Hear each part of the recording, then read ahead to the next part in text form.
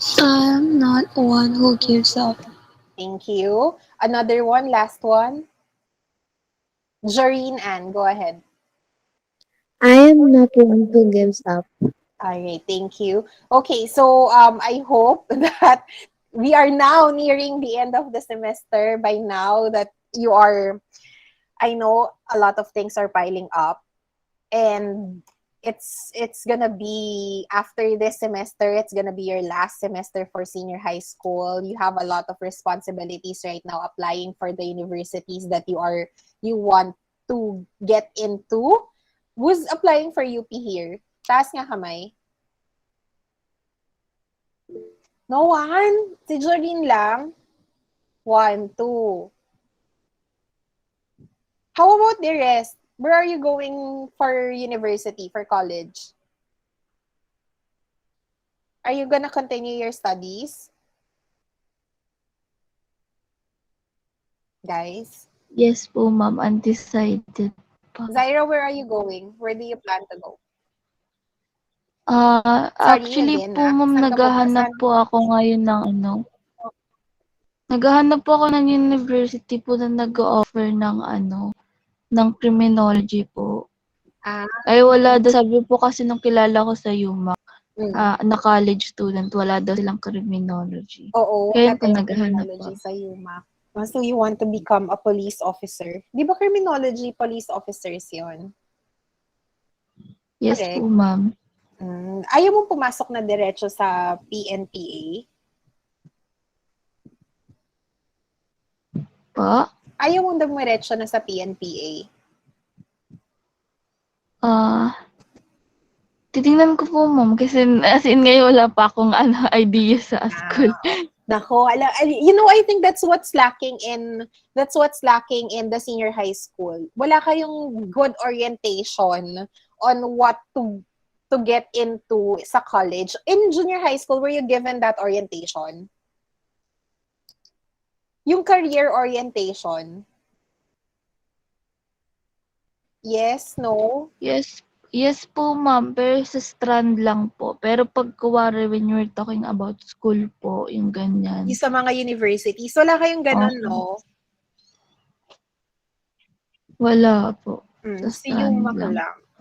Okay. Kasi when I was in high school, I remember that I was also conflicted in as to where I was going in terms of university. Actually, not really conflicted, but rather because alam niyo naman sa UP kasi yung dream school ko before. So, I really didn't wanna give up on that dream. Though I took the OPCAT, but then I was not confident when I took the OPCAT kasi hindi ako nakapag-review nung time na yun. I mean, I just did self-review and then parang bahala na si Batman. Nanalig na lang ako na makakapasa ako sa OPCAT before and I'm gonna get into my dream school. But when UP was not yet announcing their admission, yung mga passers nila hindi pa nila in-announce. Parang ako, I already got a scholarship sa LaSalle. I already got a scholarship sa may APC, Asia Pacific College. You know that school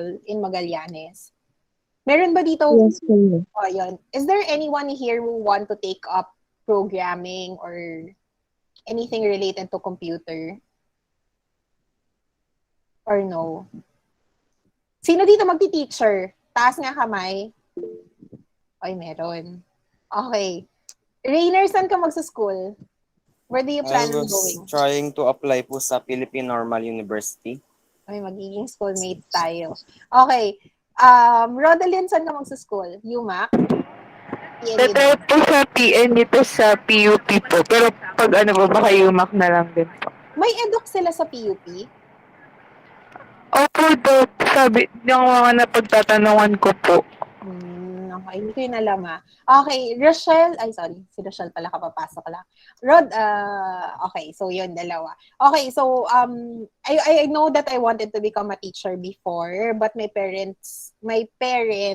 mom actually she just doesn't want me to kasi nga wala daw pera sa pagtuturo. Pero pagtuturo naman it's not about the money, it's about your passion and your dedication towards towards the profession. Kaya nga siya, hindi daw siya profession talaga. It's a vocation. Parang pagpapare, di ba? Wala ka namang nakukuha out of it, but wala ka naman technically, physically na nakukuha out of it, but the satisfaction, the satisfaction of fulfilling your dream, the satisfaction of teaching young minds, yung mga ganong bagay, yun lang yung nakukuha mo out of it.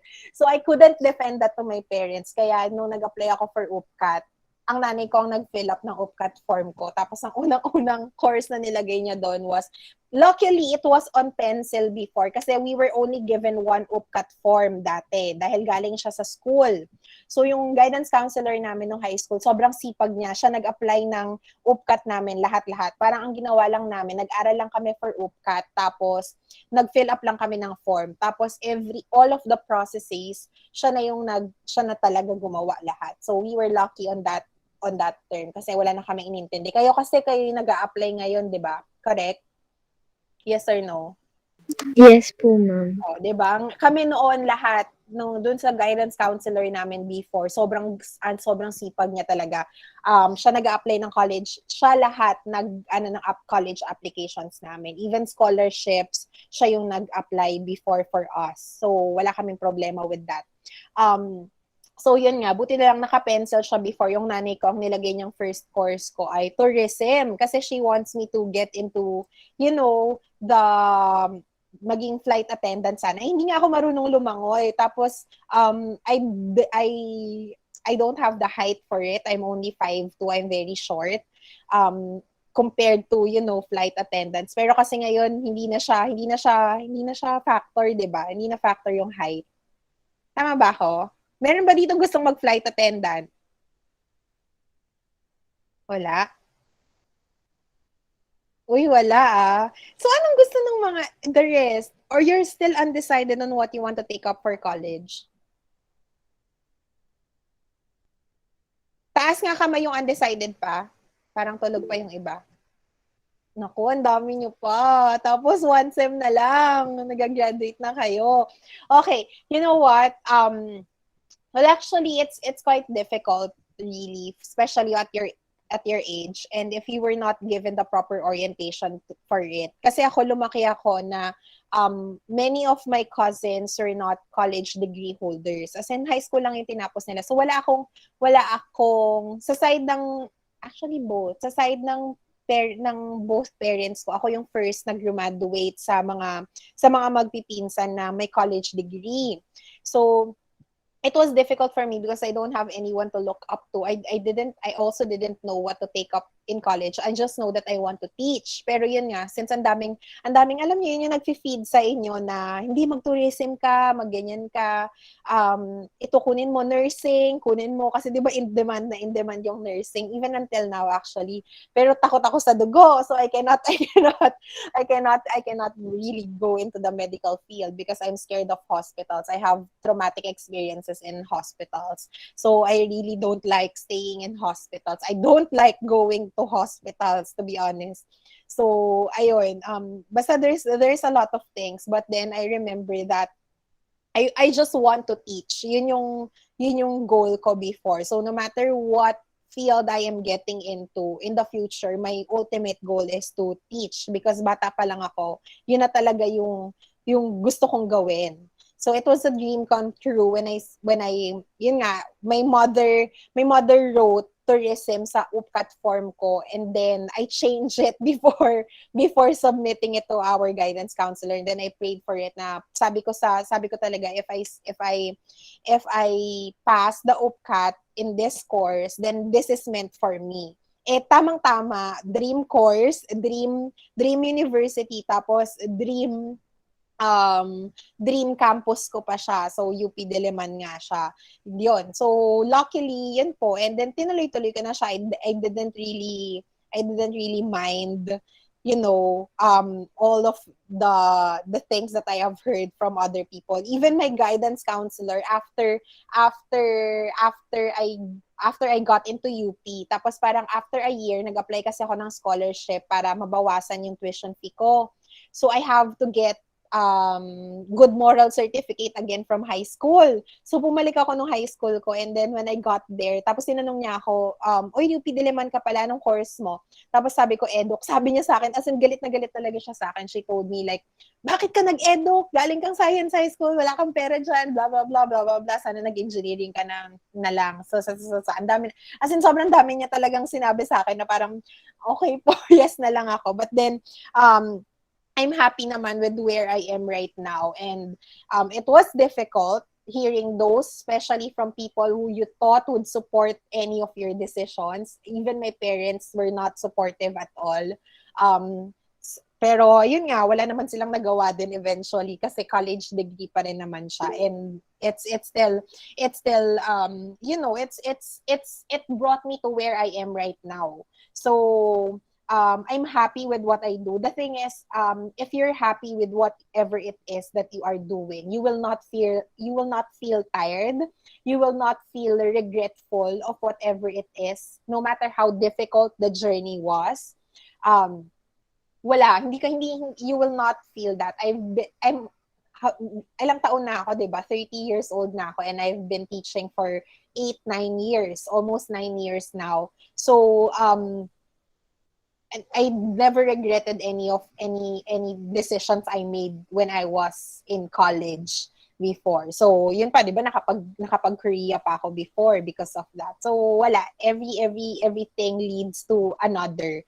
And eventually it's for your ultimate growth naman. So, I hope that yung mga hindi pa nalilinawan dyan, you don't give up on your dream. There might be dreams right now na you seem impossible. Marami akong student last year na they were conflicted on what to take in college because yung gusto talaga nilang gawin ay either mahal, hindi kayang i-sustain ng parents nila, or it seems far-fetched for them. Parang sobrang hirap niyang abutin. Pero don't give up on it kasi if you know that you have the talent for it, if you know that you have the heart for it, I think it's best that you follow what it is that you want. Kasi ultimately, yan yung magpapasaya sa'yo. So, I guess yun lang yung magiging input ko for those who are who are still undecided. Eventually, darating din yan sa inyo. But, listen to whatever it is that your heart is saying. Sometimes kasi hindi lang siya utak-utak din. So, it's a combination of, working smart and working with your heart. So, follow whatever it is that you want to achieve ultimately. Parang ask yourself the question na, ano ba yung gusto kong mangyari in the future? Saan ko ba nakikita yung sarili ko in the future? Ayan. So, kahit nasabihin mong gusto mo lang maging asawa ng mayaman, di ba, syempre, you have to work hard for it still. So, ayun. But anyway, I hope that you don't give up on whatever it is that you are dreaming about or whatever it is that you want to accomplish in the future, especially now that you are stepping into another part of your life. Marami pala akong student. Recently, I have discovered that I have a lot of students, even from previous years, na nag-work pala right now while studying. So, baka yung iba sa inyo, ganun yung goal. Ultimately, yung goal nila after graduating from, a short-term goal after graduating from senior high school. And I will fully support you as long as, ako kasi, I really encourage my students to continue with their schooling. Na I know na you need the money, you might need the money. Probably in your class, not all, it's not your situation. But some of you might need the money right away to provide for their families. Pero I really encourage everyone to continue with their school. So tapusin niyo yan kasi a degree is still a degree. A diploma is still a diploma. Kahit saan ka magpunta sa buong mundo, hinihanap yan, hinihingi yan. So, 'di ba, na parang lagi nilang sinasabi na bakit naman si Steve Jobs, bakit si Bill Gates, bakit daw si Mark Zuckerberg ay di naman sila nagtapos ng college. Pero isipin nyo naman, si Mark Zuckerberg, sila Bill Gates, ano naman yung IQ nila, di ba? 160, 140 yung IQ nila. So, kahit hindi sila pumasok, okay lang. Kasi magbasa lang sila ng libro. They could absorb whatever it is that will be taught in school. Pero for us na normal people lang with an average IQ, we still need to go to school. That's what school is for. So ayun. So yun lang. That's just an unfair advantage that they, not really an unfair advantage, but that's an advantage that they have. Kaya parang okay lang sa kanila kahit di sila mag-school. Kasi nga talino na sila in the first place. They have the biological capacity to absorb information in the first place. Okay, so ayun, and make smart decisions in the first place. But for us, we need school or at least for me, I needed school talaga. And even if it was difficult for me before, I'm not the smartest person. Sa totoo lang, I'm not the smartest person I will never be the smartest person in the room. I know that already. But I know that I could be the most hardworking person in the room. So that's how I looked into my education when I was in college. Okay, but anyway, yun lang, kasi I'm also organizing, naipasok ko lang because I'm also organizing some of the college applications of my advisory class. So, ang dami kasi sa kanilang gustong mag-apply sa UP. So, ang dami nilang mga requirements na hinihingi. And I'm trying to organize all of those things for them. So, ayun po. But I hope that for those who are yet undecided, follow whatever it is that you want to do, follow whatever it is that is in your heart, and I'm sure that eventually it will lead you down the right path. So ayun po, and don't give up on those dreams. Yun lang. Okay, so all right, so I guess that's enough for our class preliminaries. Anyway, can you please type your full name on the chat box for your attendance for today, since it already started recording. Please do type your names on the chat box. All right, thank you. So let's try to recap lesson 7 first. Can someone please tell me what lesson 7 is all about? Gabrielle, go ahead. The lesson 7, ma'am, tackles about the speech acts po. Okay, speech acts. Can someone please tell me one thing about speech acts? What are speech acts?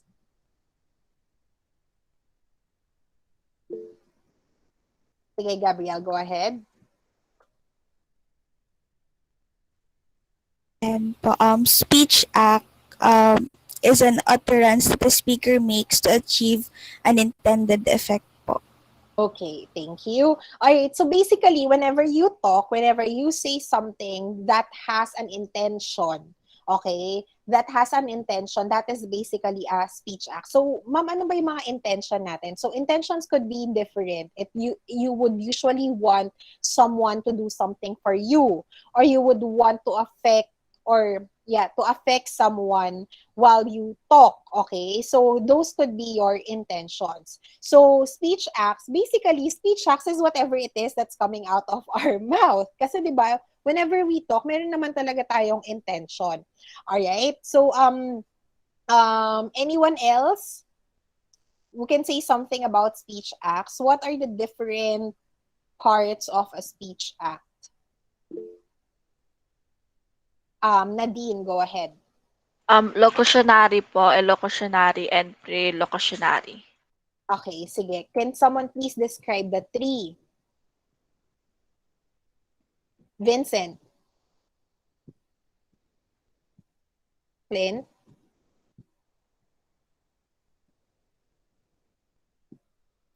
Hello, ma'am. Sorry po. Okay, go ahead. I think locutionary is the saying of the words po. Mm-hmm. It occurs when speakers perform elocution po. Mm-hmm. While locutionary is the request of the speaker. Okay, alright, sige. Okay, when we say locutionary, that is basically the way that you construct the words. Okay? So, locutionary, when we say locutionary, yun yung utterance mismo. Correct? Yes or no? Yes. Yes po. Yes, okay. So, locutionary, for example, pag sinabihan mo yung kaklase mo na Can you please pick this up for me? Okay, so yung words, yung utterance mismo na can you please pick it up for me, that was a decision that was made by you already, na I think I want my classmate to do this thing for me, so ganito ko siya sasabihin. The utterance that the words that came out of your mouth, the way that you constructed it, that's your speech act. That's your locutionary. Okay? So, yung pinaka-structure, yung words na ginagamit mo, that's your locutionary.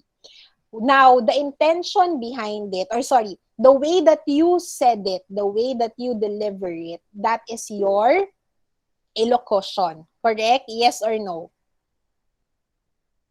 Yes po. Tama ba ako? Yes or no? Ano ma'am, pwede pa ulit po. The way that you said it, the way that you deliver it, that's your elocution. Yes or no?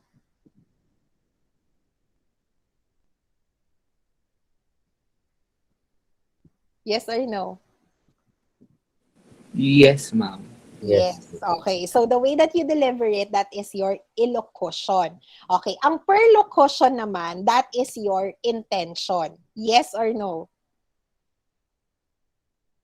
Yes, ma'am. Yes. Okay. So, yung intended effect mo, dun sa, the intended effect to the, how do I say this, to the listener is your perlocution.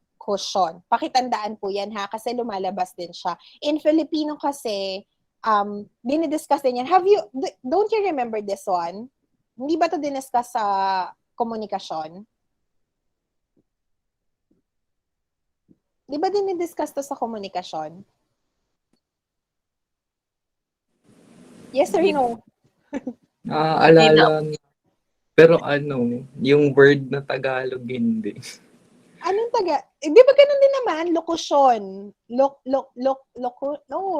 Locutionary. Locution, perlocution, tsaka elocution. Correct? Hindi ba? Or because I only taught I taught komunikasyon last year. Pero isang semester lang yon kasi nga sabi ko after nun I don't wanna teach komunikasyon anymore because I'm having difficulties expressing myself sometimes in pure Filipino. So sabi ko ayoko na talaga magturo ng komunikasyon. That's why I didn't have komunikasyon this year. But anyway, di ba ganun din naman siya? Or you don't remember na? Ano ma'am, alam ko lang po yung lokusyonaryo, elokusyonaryo, perlokusyonaryo. So ganun pa rin. Kasi ako when I taught it, ang ginamit ko pa rin is elocution, locution, tsaka perlocution.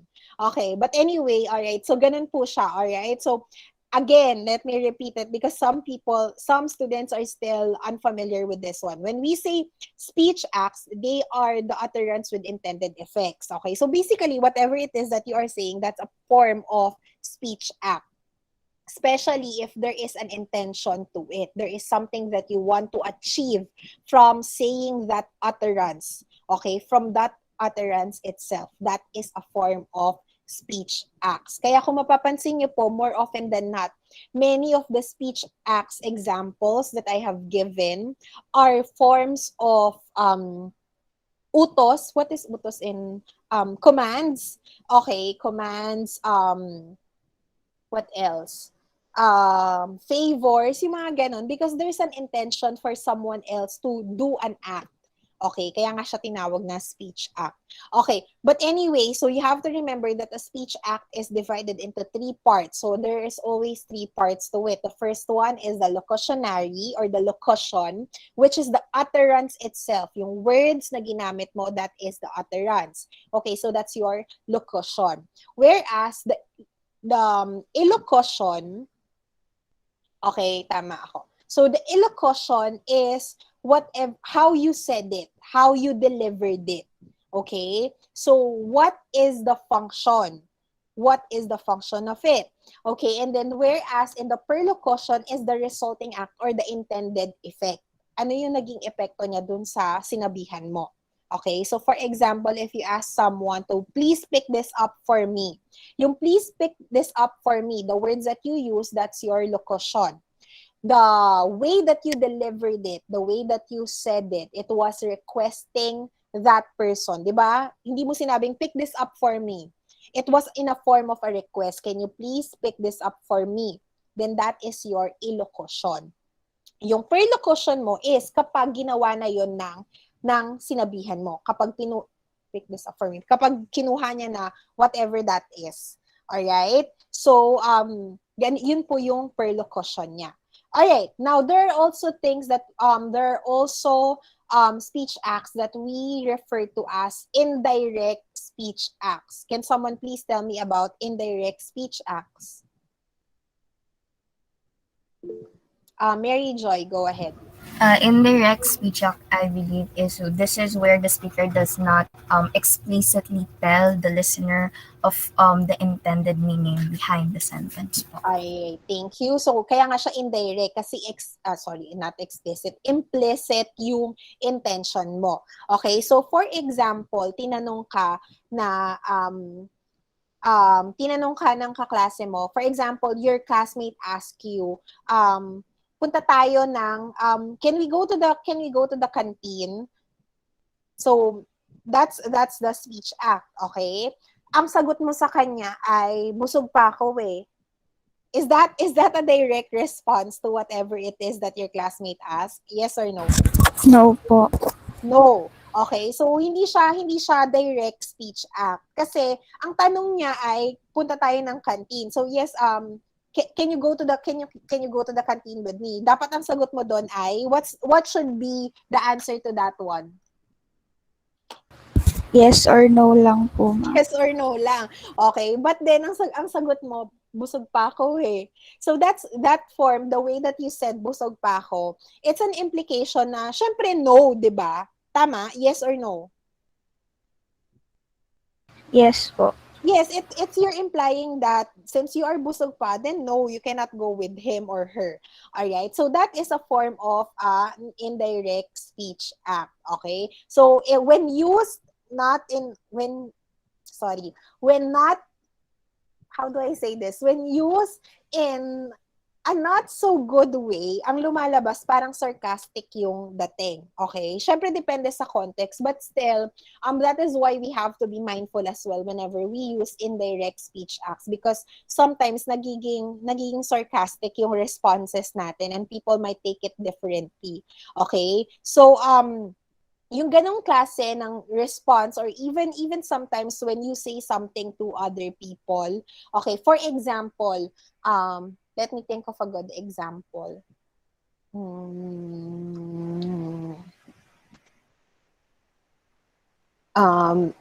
The example that I have given in the lecture. So, for example, someone on the table, you were eating with your friends, for example, and then someone said, na, can you please pass this food or pass this something?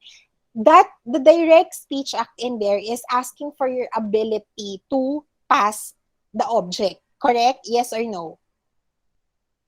Yes po, ma'am. Diba? Yun yung parang tinatanong niya. If you're going to look at the structure of the sentence, can you pass, wag natin lagyan ng please. Can you pass this? Okay? So, ang tanong doon ay yes or no din, diba? Yes, I can pass this to you or no, I cannot pass this to you. Pero ang intended effect nun, the intended effect of that utterance was to give that specific object, pass that specific object to the speaker.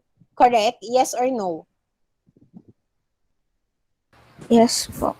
Yes, okay. But if you are going to analyze how the utterance was formulated, it was not the intended effect. Kung yung utterance lang ang titingnan natin. Therefore, it's an indirect speech act because, because the intended effect is not aligned with the utterance itself. The intended effect of the utterance itself. Alright? So, yung perlocution niya, hindi siya nagmamatch dun sa talagang intention nung speaker. Yes or no? Ala, nalito na sila. Was I able to explain it clearly?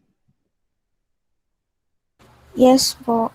Okay, so ganon. Okay, so pag hindi nagma-match siya, but still the intention is there, then that could be considered an indirect speech act. And sometimes, because we have been conversing with these people for a long time, or sometimes it's just the normal flow of the conversation, the typical shared understanding between the listener and the speaker, nagiging indirect speech acts na sila.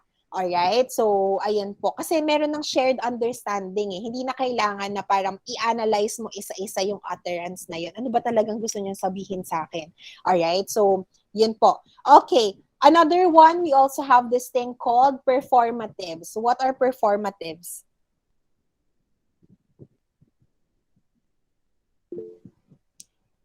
Wednesday, go ahead.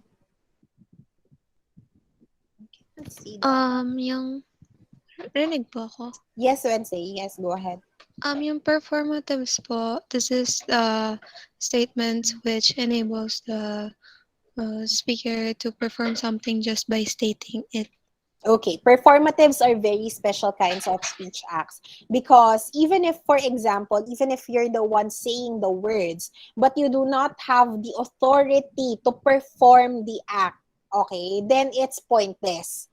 For example, let's take a look at, halimbawa, school fair, tapos may marriage booth, tapos pumunta kayo ng jowa mo doon, okay, and then you said I do dun sa marriage booth.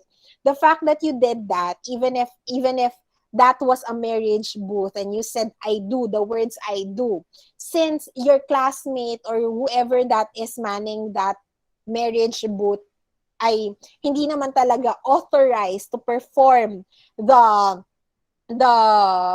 union, okay, to bless the union, then therefore it's not a performative, okay? But for example, if it's in a church and a priest performed the union or bless the union rather, then that is a form of performatives. Gets?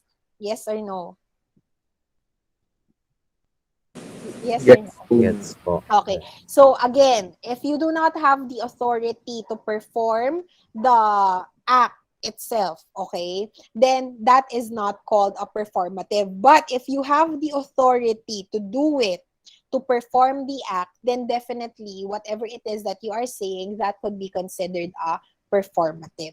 Alright? So, yun lang naman siya. Kasi, automatic yun. For example, if a priest says that you are now, you may now kiss the bride. Ano nga yung sinasabi ng pare? I now pronounce you man and wife. Sinabi niya lang yun na I now pronounce you man and wife. But that means that the union has been blessed and automatically right away after the priest have said that, automatically kasal na talaga sila. Okay? Another thing, for example, if your boss tells you you're fired, di ba automatically after the words have been uttered, then definitely wala ka na sa trabaho. But if it is just, for example, if it is just someone who you are working with na sinabihan ka, ay nako te, you're fired. Di ba parang it doesn't have any weight, it doesn't hold any importance because he or that person is not in the authority to say it. Okay, to perform the act. All right? So, ayan po siya. Okay, are there any other concepts regarding speech acts that you are still having trouble understanding? Israel, go ahead.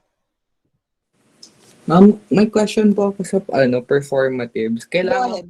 lagi yung performatives directed sa other person or pwede siyang yung parang mga affirmations sa sarili, pwede po siyang i-consider na performative? Affirmations, will your affirmations have an automatic effect? Like right away that you mentioned it, will it change something?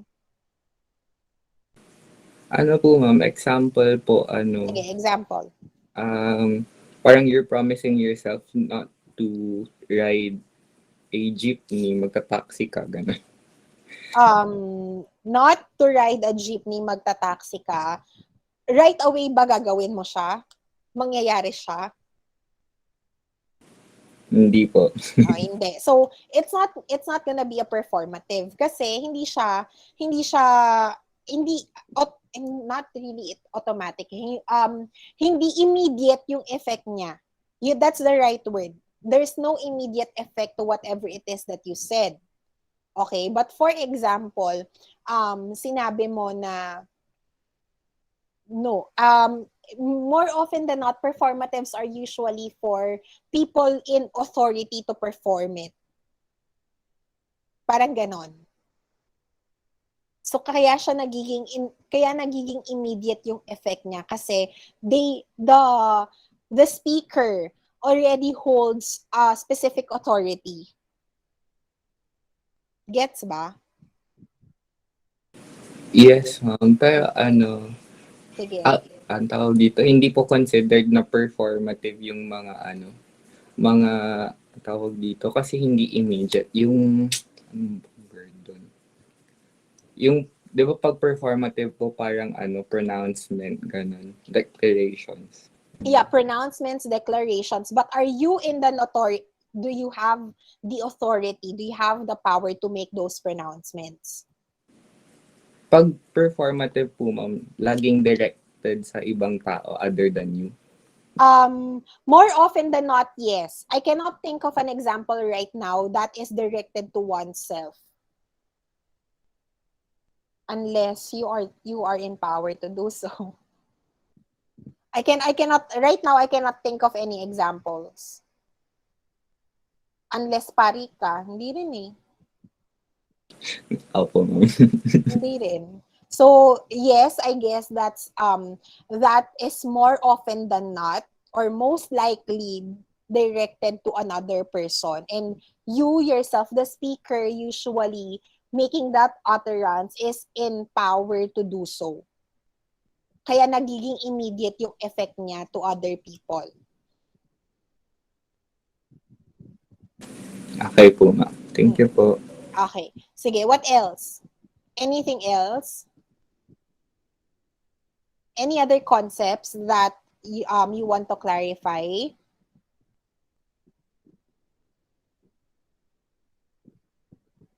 How about the classification of speech acts? Is it familiar? Is it clear to you?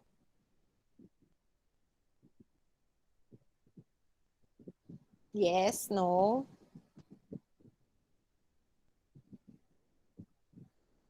Guys, okay pa ba kayo?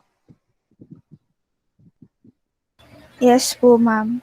Okay, so clear naman. Madali namang i-distinguish. I think the 5 different types of, or classifications rather, of speech acts are very easy naman to distinguish among each other. So you have commissive, you have declarative or declaration, you have, what else? What else did I not remember?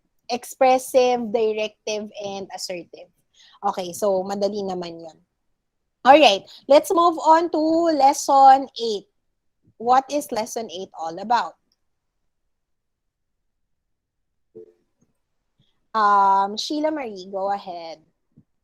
We've talked about the different communicative strategies po that we use when we want to start a conversation or keep the conversation going po. Alright, okay, thank you. Now, can someone please tell me or give me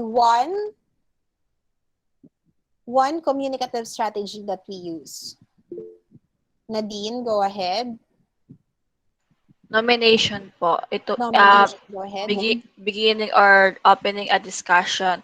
It is where you are proposing or suggesting a topic with the people you are talking to. Okay, thank you. So nomination basically is how you start a conversation. You are bringing up a topic. Actually not, hindi, yeah, usually it's, yes, kasi meron pala tayong topic shifting and topic control. Okay, so nomination is usually how you begin a conversation. You nominate a topic, di ba kapag nag-nominate ka, you bring it to the floor.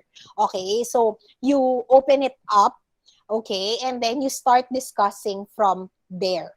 Alright? Okay. Rainer, can you give me another one? The another one po, ma'am, is restriction. So, process which is you are limiting the topic or you're setting the boundaries within specific subject in a conversation. It also happens po when the person wants to focus lang sa isang aspect ng gusto nilang pag-usapan sa isang limiting conditions po. Okay, okay. So, sige, mamaya natin i-differentiate. Thank you, Rainier, for that. Vincent, can you give me another one?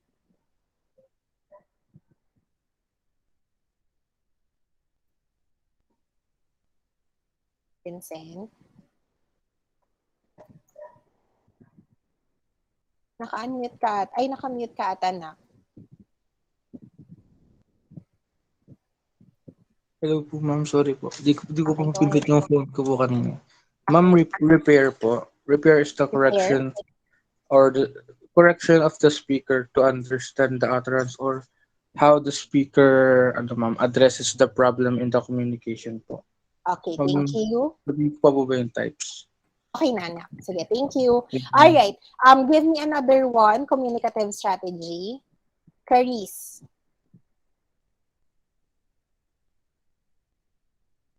Caris. Ay, sorry ma'am, nakamute po pala ako. Turn taking po. Turn taking is a process by which people decide who takes the conversational floor po. Correct. Okay. Another one. Anyone else? Nakapag-recite na tong mga to eh. Joreen. Sorry. Sige, Joreen, go ahead. Joreen Ann. Another one po is topic shifting, in which you change the subject in a conversation, moving from one topic to another. Okay, sige, move it. Pakitandaan ha, restriction kanina, you are limiting the conversation. Okay, there are certain limiting factors. Topic shifting is moving from one topic to another. All right, give me another one, Jane. Good morning po. Next po is termination. It is used to end the conversation or close the conversation or the discussion po. Okay, of course, when we start a conversation, we have to end it eventually. So, the way that you end it, the way that you finish the conversation, that is what we call termination. All right, Lawrence, go ahead. Give me another one. Ano po, ma'am? Topic control po. Ma'am? This kind of strategy is to regulate or to control the flow of conversation between each other po, ma'am. Okay. All right, sige. Did we miss anything else? We have nomination, restriction, topic control, topic shifting, repair, and then termination. Meron pa ba akong na-miss out? Did we miss Wala na po, ma'am. Okay, so there are only 6. Tama ba ako? Yes, ma'am. So 7 plus turn taking. Correct? 7 po, ma'am. 7 plus turn taking. Alright, sige. Okay. Question.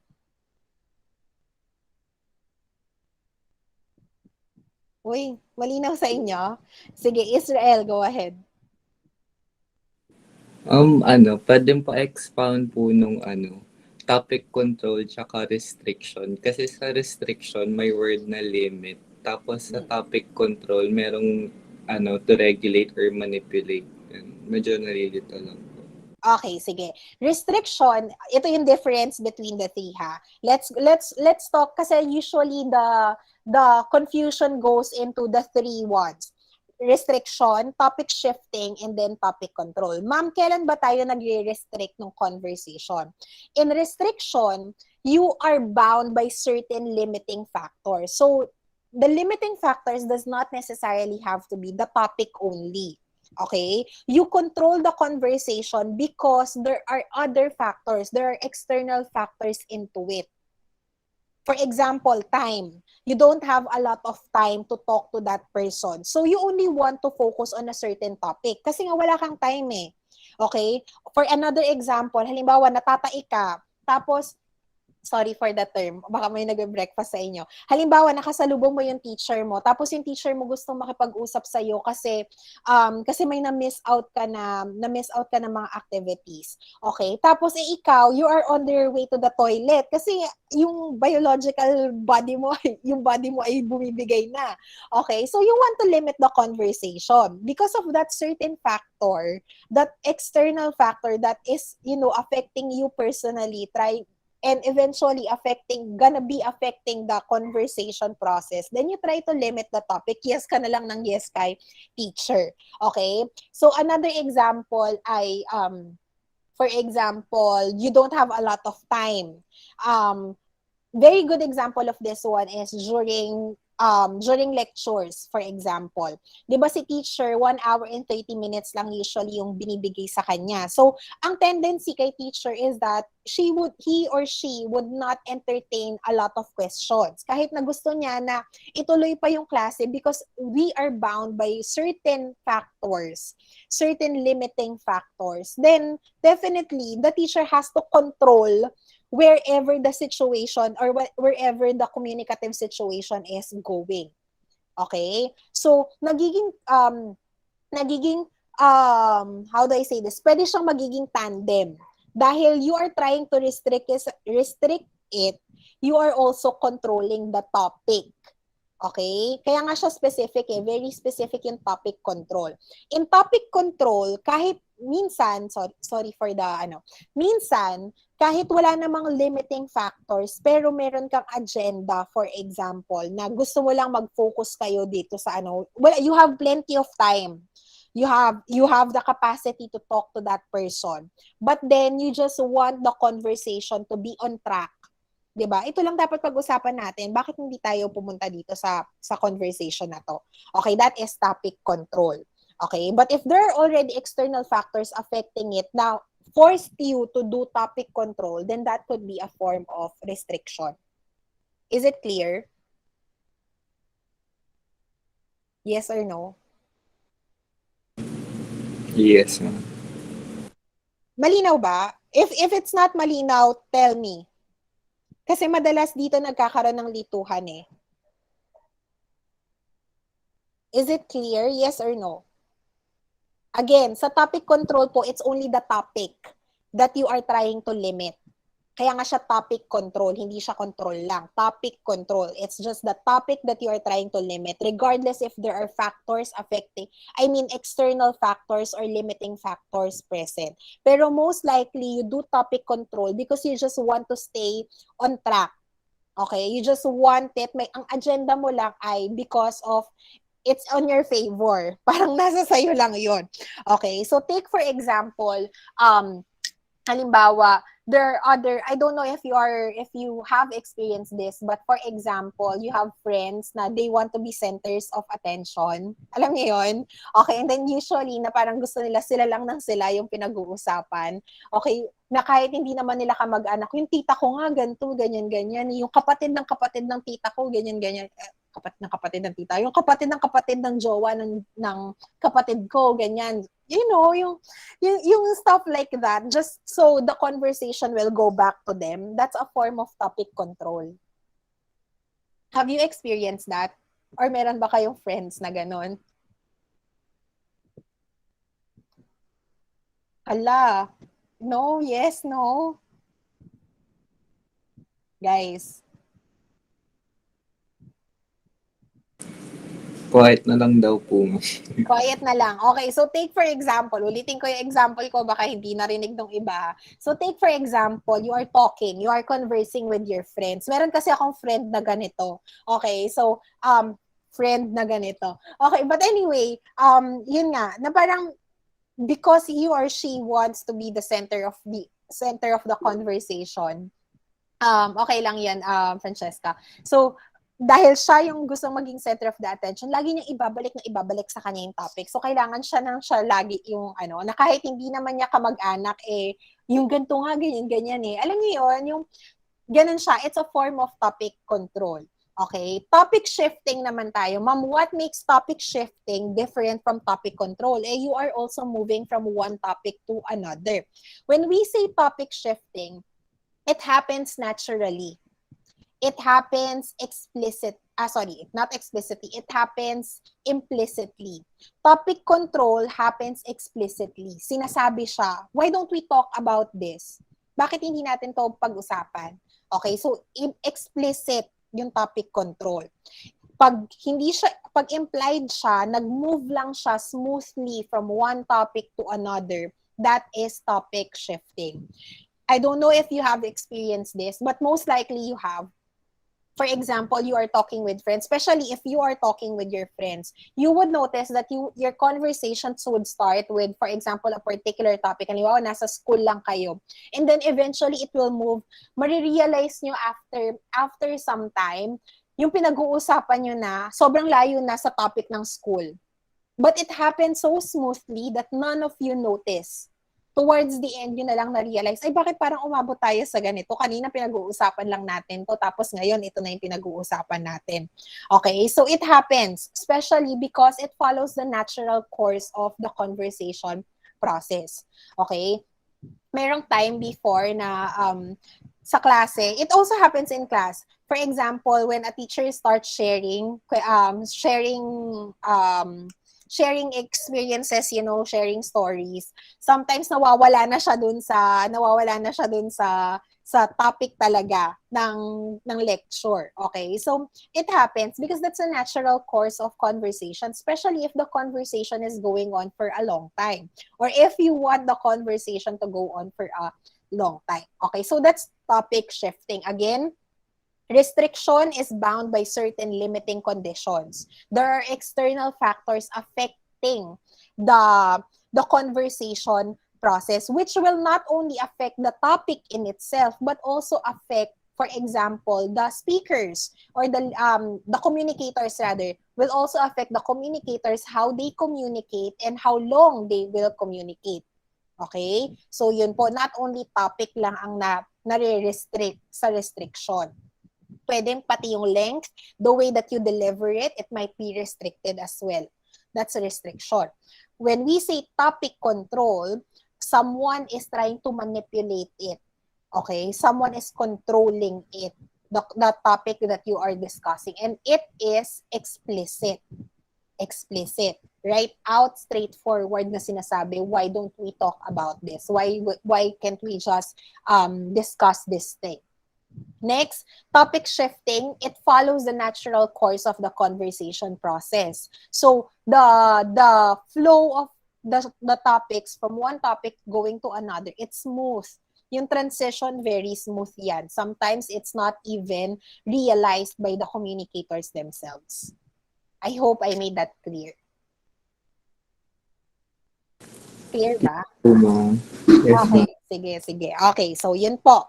Okay, any other questions, clarifications that you have? This is perhaps the easiest, if I'm not mistaken. For me medyo dun lang talaga nakakalito, pero communicative strategies is perhaps the easiest. And sometimes, whenever I discuss this, yung mga students before, lalo na nung face-to-face classes, they would realize na, ginagawa natin to, no?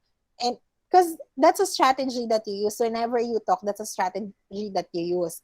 Medyo hindi lang tayo aware right now. But now that you are aware that it's happening, you are more conscious on how you communicate with others. You are now more sensitive towards your listeners, if you are the speaker, to the other communicators in the communication process. Okay, so ayan po. Anything else? Any other questions regarding lesson 8? Nadine, go ahead. Ma'am, yung sa quiz po, sa lesson 8, sa, di ba may turn taking po na sagot doon? Paano, lalagyan po ba siya ng parang dash or hindi na po? I think parang pareho lang tinatanggap. Kung hindi ako nagkakamali. Let me check right now. Alam ko pareho kasi nag-set ako nun eh. Kasi naging problem din yan last time. Let me check ha. Sige po. Communicative strategies. Edit quiz.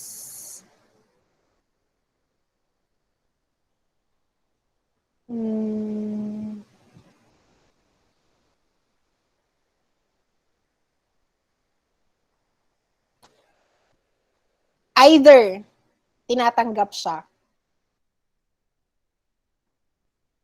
Tinatanggap na.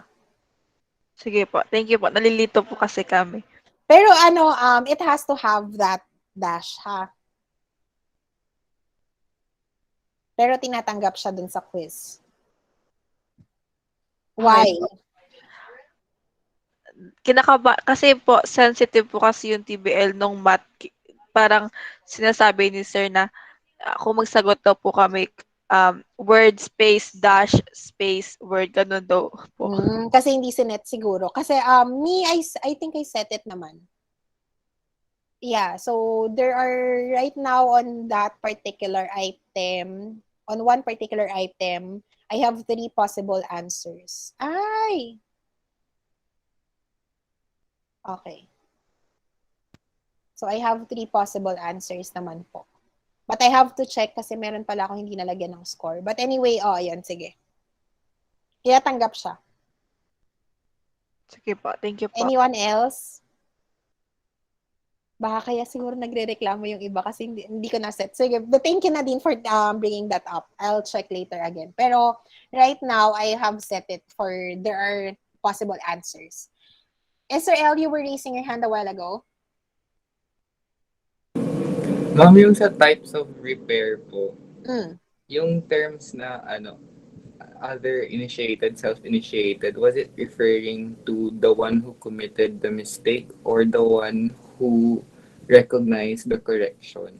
Okay, sige. Pag sinabi nating self, let's take a look at it on the, sorry, no, you have to consider it as the speaker. Kapag sinabing self, speaker, yung nagkamali. Okay? Kaya nga siya self-initiated, self-repair. Okay? Ibig sabihin, kung sino yung nagkamali, siya yon. Self. Kapag other, siya yung listener.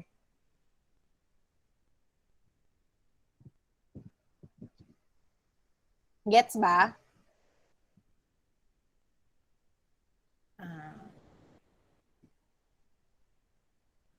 Is it clear? Yes or no? Okay po. Gets po. Okay, wait lang ha. Teka lang. How do I do this? Let me just go to Jamboard para makita natin.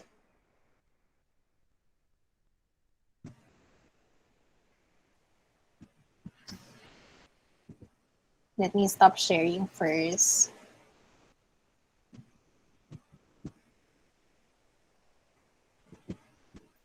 Tab.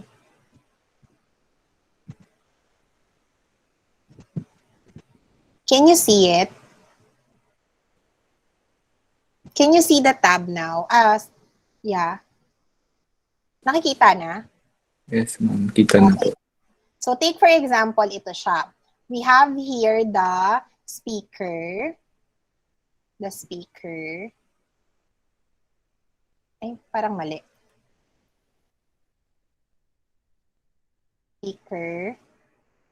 Speaker. Listener. Listener. Tama ba ako? Self-initiated. Self-initiated. Self-repair. Other initiated. Self-repair. Ay, tama. Tapos ito, self-initiated, other repair, other initiated, hirap pala mag-drawing, other repair. Get it? Nakita? Yes, ma'am. Okay, so take it, ano ang tawag dito sa ano na to? Punnett square? Okay, so look at it like this. Okay, so you have your speaker and then you have your listener. If the speaker recognizes that there is an error and then immediately repair that error, then that is a self-initiated self-repair.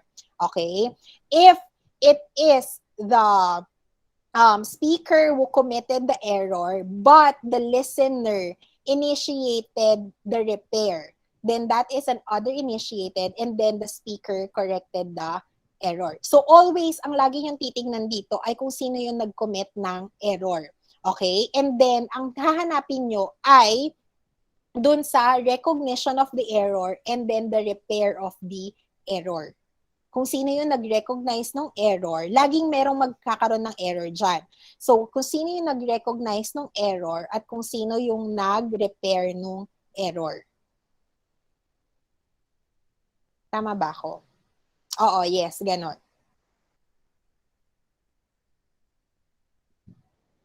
I hope I made that clear. Gets po, ma'am. Gets ba? Gets? Opo. Okay. So, I guess, we can say that hindi tama. Ganun talaga. Kung sino yung, syempre kung sino yung nag-commit ng error, siya yung speaker. So, ang tanong na lang dyan ay kung sino yung nag-recognize ng error and sino yung nag-repair ng error.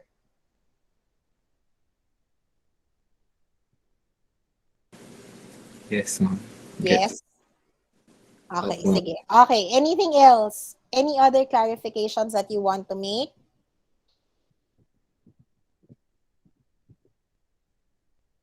Close ka na to. Any other clarifications that you want to make?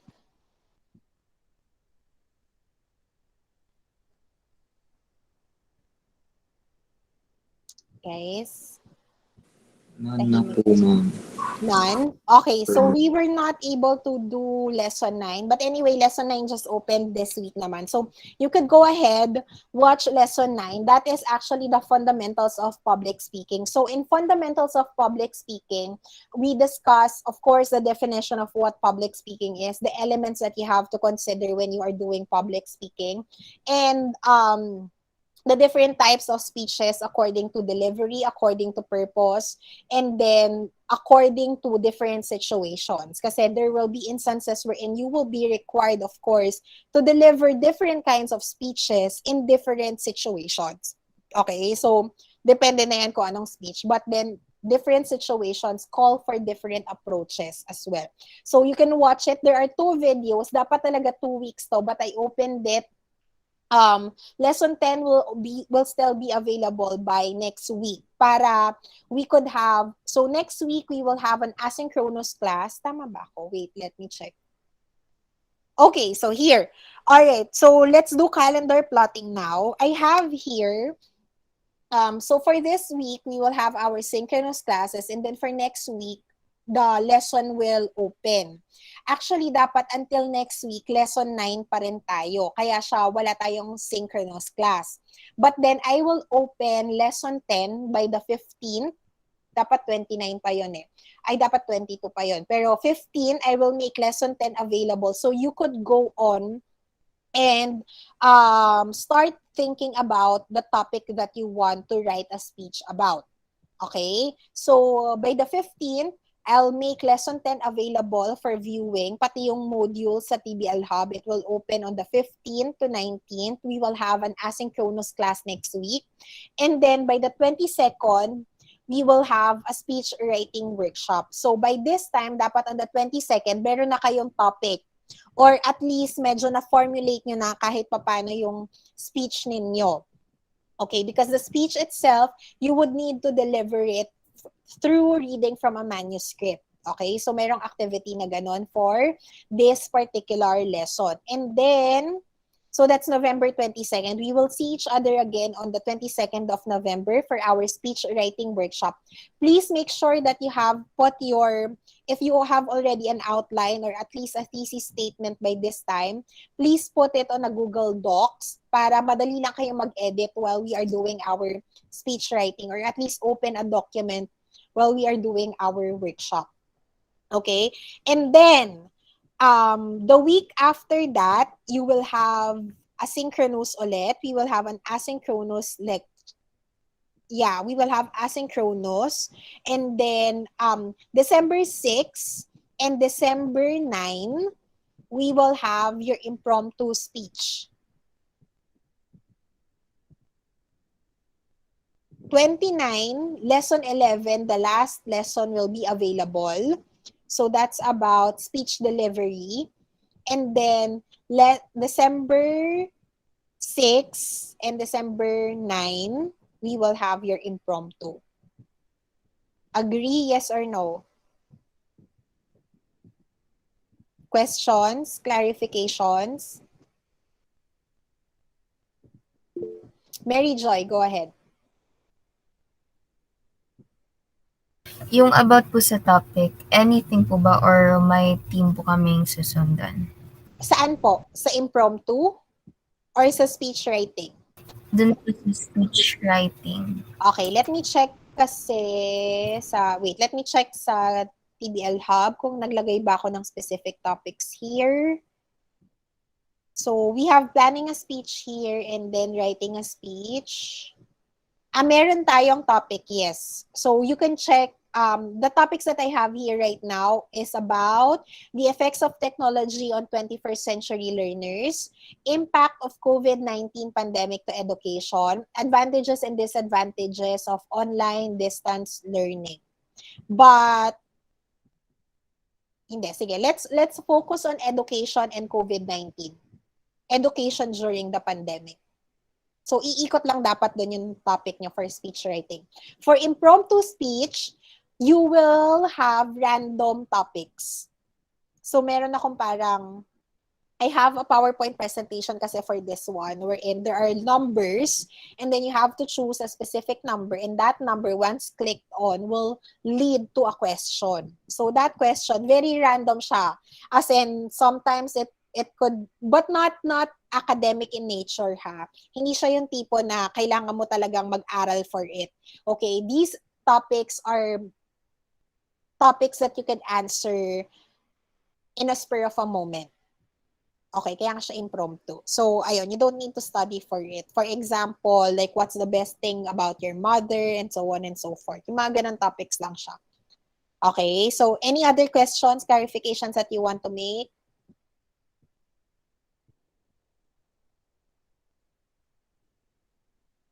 Guys?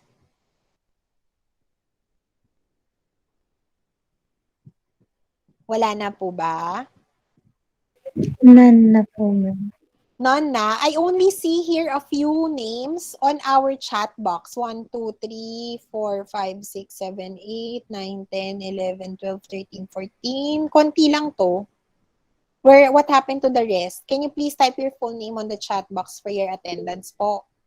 Nadine, go ahead. Ask your question or clarification.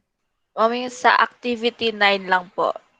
What about activity 9? Yung storytelling po. Kasi yung nasa instruction po, ipe-present po namin siya sa synchronous session. Oh! Okay, sige. Storytelling, synchronous session. Just record a video of yourself na lang po for this one. And then post it on the reply. But I want to see the picture, ha? Yes po. Okay, I want to see the picture. Jareen Ann, go ahead. So, ma'am, i-upload po namin siya sa Google Drive, then yung link may pasa.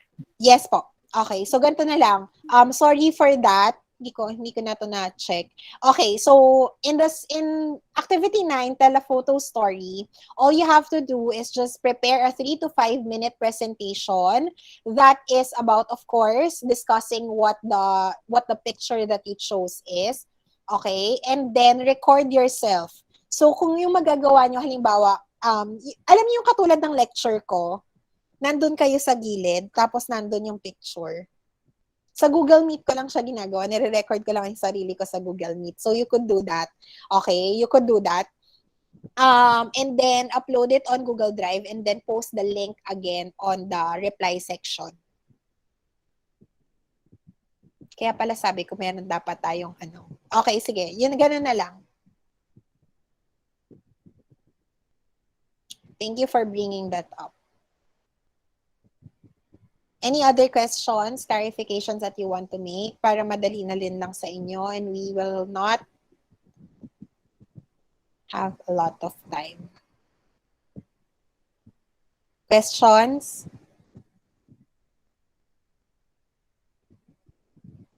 Clarifications?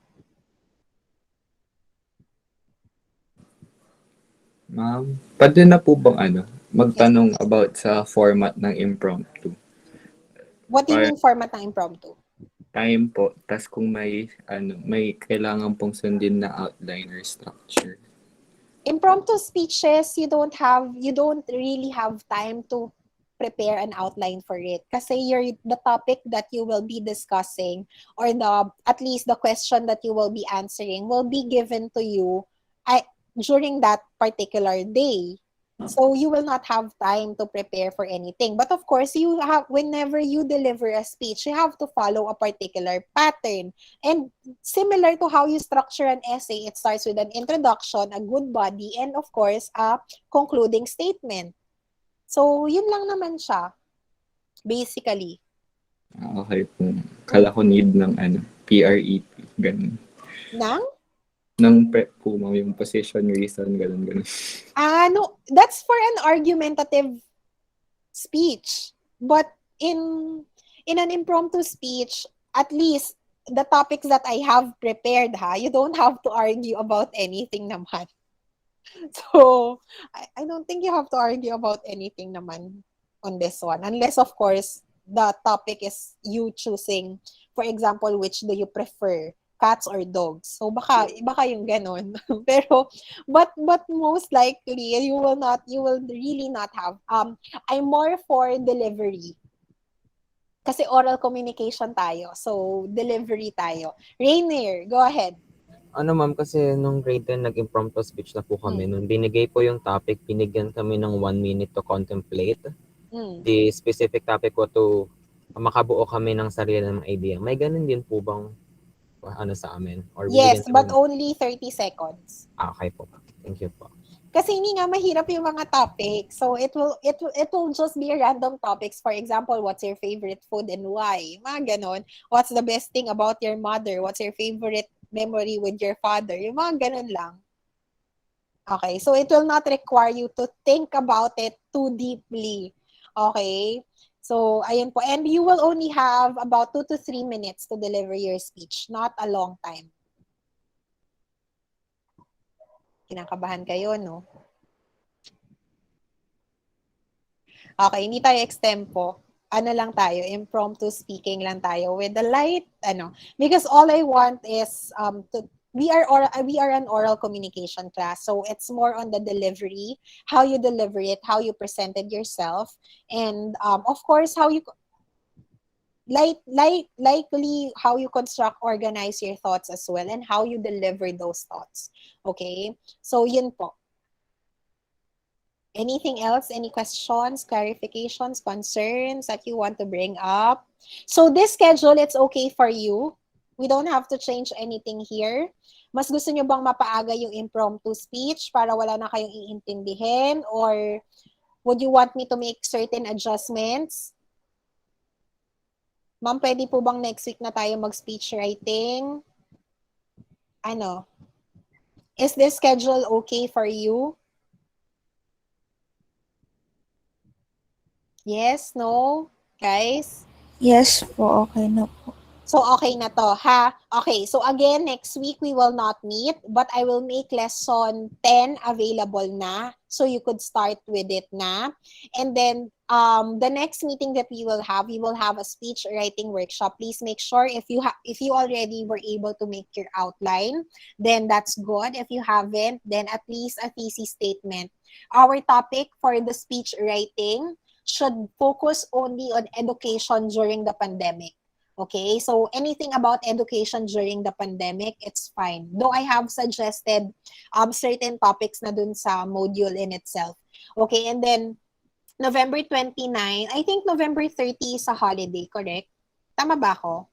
Yes po, ma'am. Okay, Yes po, ma'am. so this week, yung November 29 to December 3, comprehensive exam ko kasi ng December 4 and 5. So I cannot have synchronous session during this time kasi ito yung week na raratsyada ako ng review. Okay, so I cannot have synchronous session during that time, but we will meet again December 6 and 7. December 6 and December 9. Okay, for our impromptu speech. I'm hoping to finish everyone by December 9, but if not, magko-continue on tayo with December 13. Hopefully, hindi kayo bibigyan ng mga final exam during this time. But if not po, hopefully, how many are you in class? 30, 32 po. 32. Okay, so 32 in class, baka kaya naman sigurong matapos 15, 16, 16. I think. Sana. Okay, basta sana matapos natin. Okay, but if not, mag-extend lang tayo until December 13. And then, during that time, completion na yan. Wala na kayong gagawin. So, if you were not able to submit activities or complete activities from lesson 7 to lesson 11 or lesson 10, then you have the time to do so. Okay, I'm not gonna be giving a final project anymore kasi wag na, pamasko ko na yun sa inyo. Okay, so ayun na lang. Any questions, any clarifications that you want to make?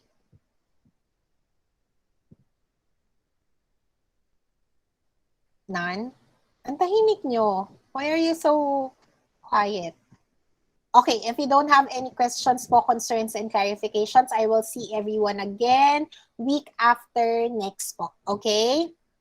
Again, for lesson 9, you don't have to prepare for it anymore for a live presentation. Just record yourself doing your 2 to 3 minute presentation and then post the link po on the reply section of the module. Okay? Any other questions, concerns, clarifications? Ernie, go ahead. Ma'am, question po. Wala po bang specific na instruction po yung speech writing? That is why we will have a speech writing workshop. Okay po. Thank you po. Okay, sige. Anything else?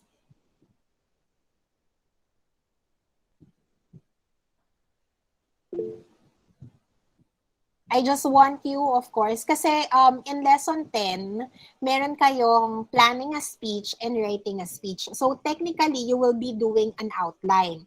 By the time, before we even have our speech writing workshop, siguro most likely you will be able to access already the speech plan. Meron ditong template. So huwag kayong mag-alala. Okay? Meron dyan. But then, of course, I will help you out in terms of writing your speech.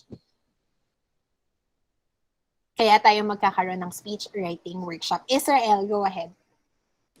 Ma'am, yung sa recording po ng activity 9, required pong kita yung mukha. Yes.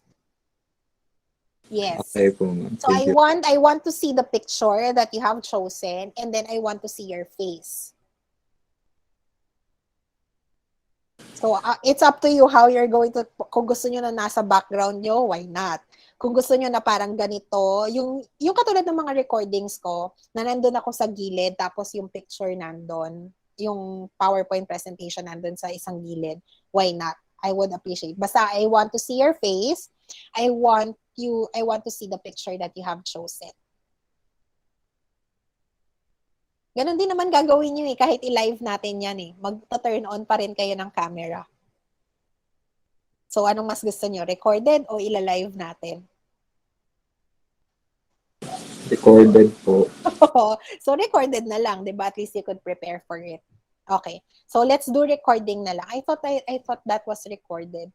Sige, let's do recording na lang po. Any other questions, clarifications? It's already 7:30. I hope everyone were able to type in their names. Don't forget to log into TBL Hub po, ha? To mark yourself present. Okay, attendance will be graded for the finals. So please, please, please mark yourself on our module. Okay, if you don't have any other questions, clarifications, then I'll see everyone on the 22nd. Bakit ako hulog ng langit? May exam ba kayo? Marami ba kayong ginagawa? Okay, sige po. If you don't have any other questions po, bye po everyone. You can now leave the room. Salamat. Bye, ma'am. Thank you po. Bye, ma'am. Thank you po. Bye-bye. Merry Christmas po. Layo pa.